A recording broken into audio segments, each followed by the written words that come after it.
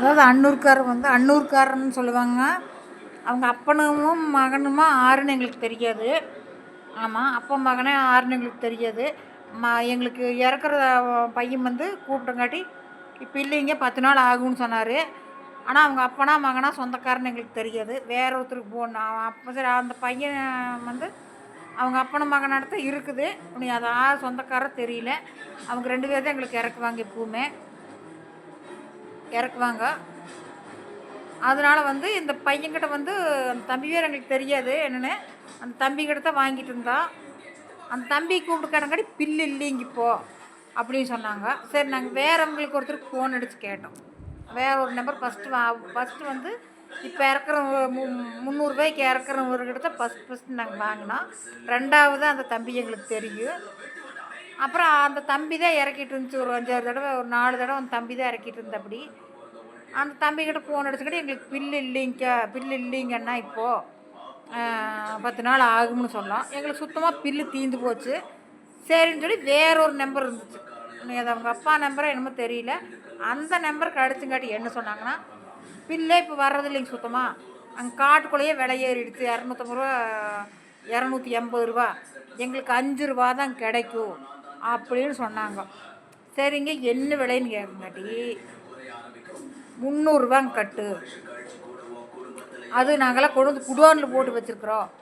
இறக்குற கூலி, ஏற்று கூலி இதெல்லாம் கொடுத்தீங்கன்னா நாங்கள் கொண்டு வந்து இறக்குறோம் அப்படின்னு சொன்னாங்க. சரிங்களா, நாங்கள் எங்களுக்கு வேணும்னு சொல்லி சரி 4 கத்தை வந்தால் இறக்கலான்னு சொல்லி 4 கத்தை இறக்கணும்.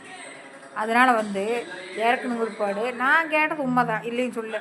எனக்கு இத்தனை விலை வச்சு இந்த மாட்டுக்கெல்லாம் வாங்கி போட்டு 2 நாளைக்கும் கூட வராது ஒரு கத்தை அப்படின்னு சொல்லி நான் கேட்டதே இல்லைன்னு நான் சொல்லு.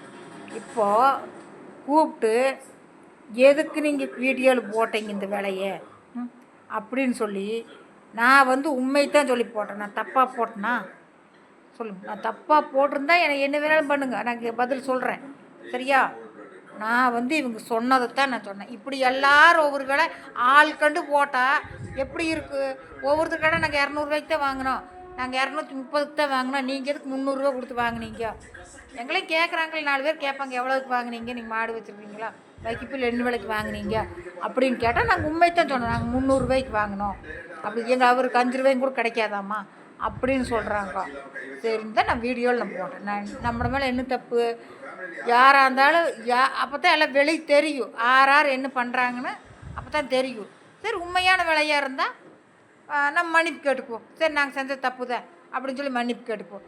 சரிங்களா, நான் இல்லைன்னு சொல்ல. ஆனால் ஆள் கண்டு இவங்க இழிச்சுவாயி, இவங்களுக்கு இப்படித்தான் நம்ம சொன்னால் வாங்கிக்குவாங்க அப்படின்னு சொல்லி போடக்கூடாது. சரிங்களா, நியாயமாக நடக்கணும். ஆறாக இருந்தாலும் நானாக இருந்தாலும் நீங்கள் தான் இருந்து ஒரு தொழில் செஞ்சால் நியாயமாக இருக்கணும். ஒரு மூஞ்சி பார்த்து ஒருத்தர் பேசுகிறத பார்த்து இலக்காரங்கன்னு நம்ம சம்பாரித்து நம்ம நல்லா இருக்க முடியாது, தெரிஞ்சுக்கணும். அதனால தான் நான் சொல்கிறது. இப்போ மிரட்டுறாங்க எங்களை கூப்பிட்டு. எதுக்கு நீங்கள் உண்மையாக விற்கிறவங்க வீடியோவில் போட்டால் என்ன?